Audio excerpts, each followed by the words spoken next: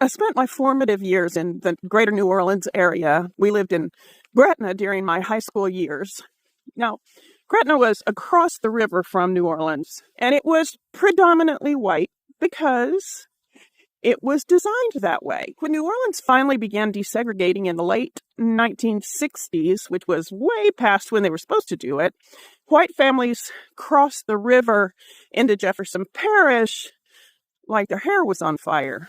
Now, my family moved there from Oklahoma in 1970, and we didn't know much about the entire area, only that we were going from a very small town in Oklahoma to New Orleans, Sin City. I suspect my parents chose the area based on things Dad's coworkers said, but I don't really know how they did it. Law enforcement worked really hard to maintain the racial border. Gretna police refused to hire black officers and over-policed anyone black who dared cross onto that side of the river. They were still doing that shit during Katrina, you may remember. It wasn't subtle. It was the basic operating system. Even the city itself demonstrated the truth. In the early 70s, when we would visit the French Quarter, it still had segregation signs. They'd been painted over, but humidity had peeled back the top layer, and you could still see whites only. My high school years landed right in the middle of one of the South's most ridiculous tricks. They replaced racial segregation with segregation by sex. We all heard it.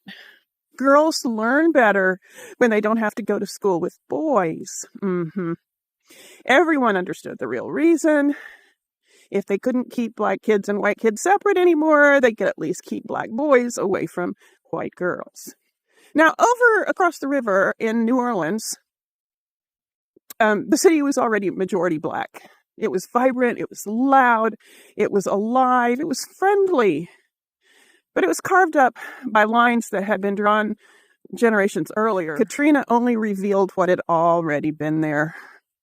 When Gretna police blocked evacuees on the bridge, sometimes it was Algiers police, they weren't reacting to the crisis. They didn't want black people coming to their side of the river. So that's my racial upbringing. You can hear the Ponca City story in another video. I am not an expert, but I am an avid learner. Please support me by finding me on Ko-Fi. It helps a lot, and get curious.